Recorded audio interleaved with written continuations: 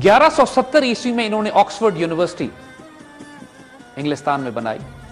उससे तकरीबन 200 साल पहले अल अज़हर की यूनिवर्सिटी कायम की जा चुकी थी, और उससे तकरीबन 150 साल पहले फैज की यूनिवर्सिटी, जो Guinness book of world record के मुताबिक आज तक जारी रहने वाली दुनिया की सबसे कदीम तरीन यूनिवर्सिटी है।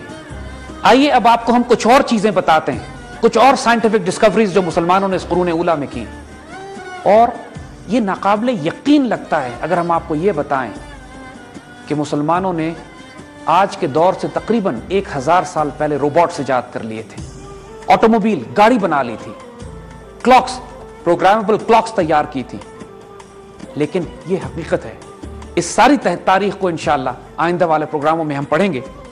यानी इब्ने फरनास ने अंदलुसिया में ग्लाइडर बनाया और बाकायदा परवाज की।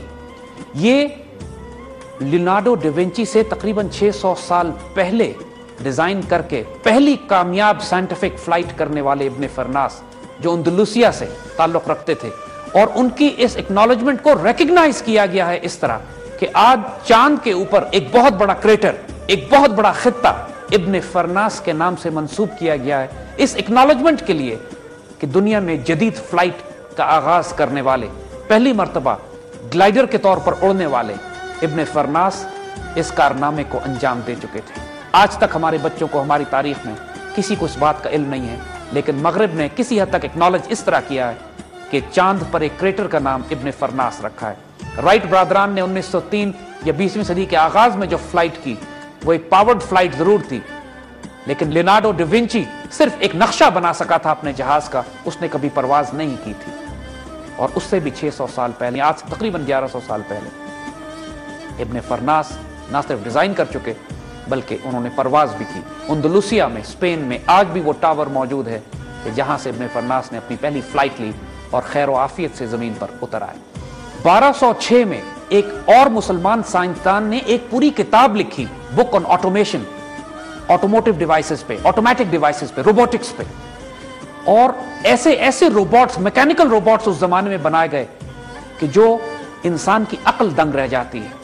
बाकायदा चलने वाले पहले मैकेनिकल ऑटोमोबाइल को भी उसी जमाने में डिजाइन किया गया कि जो हाइड्रोलिक्स के जरिए मुख्तलिफ किस्म के पानी के प्रेशर्स को इस्तेमाल करते हुए, जो जिसकी वजह से वो मुख्तलिफ किस्म के इंस्ट्रूमेंट्स को, चाहे वो जानवर बनाए जाएं, गुड़ियां बनाई जाए, या मुख्तलिफ शक्ल के जानवर थे कि जो बना के जिनकी बाकायदा फिजिकल फॉरवर्ड मूवमेंट हुआ करती थी। इंसान ने वो ऑटोमेटिव प्रोसेस, वो तरीक़ेकार जो तकरीबन 800 साल पहले अल जज़ीरी ने इजाद किए थे, उनको रिपीट किया गया 19वीं और 20वीं सदी में जाकर। खलीफा हारून रशीद के जमाने में प्रोग्रामेबल क्लॉक्स इजाद की गई, वो घड़ियां जिसको आज हम कुकू क्लॉक्स कहते हैं, कि हर घंटे के ऊपर जिनमें कोई राइडर बाहर निकलता था और निकलकर सूरज के मूवमेंट, घंटों के और वक्त के औकात का तयन किया जाता था। जब ये घड़ी खलीफा हारून रशीद की तरफ से फ्रांस के बादशाह शार्लमीन के दरबार में भेजी गई तो पूरा दरबार और बादशाह दहशतज़दा रह गया, ये सोच करके शायद ये कोई जादुई डिवाइस है। यूरोप में तसव्वुर से बाहर थी ये बात कि हर घंटे पर 24 घंटों का तयन करने के लिए, सूरज की मूवमेंट को तयन करने के लिए एक मैकेनिकल ऑटोमेटिक प्रोग्रामेबल क्लॉक कैसे बनाई जा सकती है।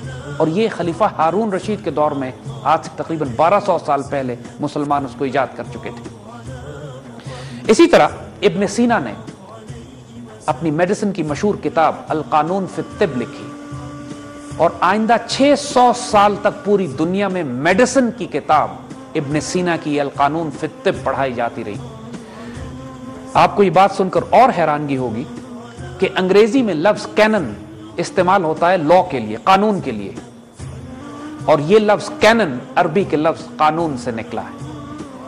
कानून मगरिब को देने वाले, उनको कैनन देने वाले मुसलमान साइंसदान, मुसलमान कानूनदान और मुसलमान सोशियोलॉजिस्ट थे। इब्ने सीना का यह कारनामा कि पूरी दुनिया में सबसे ज्यादा तवील अरसे तक पढ़ाई जाने वाली किताब उनकी लिखी हुई अल कानून फी तिब, जो 600 साल के बाद यूरोप ने फिर अपनी किताबें इसमें इजाफे के साथ लिखी, वरना इंसानियत इससे पहले किसी और मेडिसिन को नहीं जानती थी।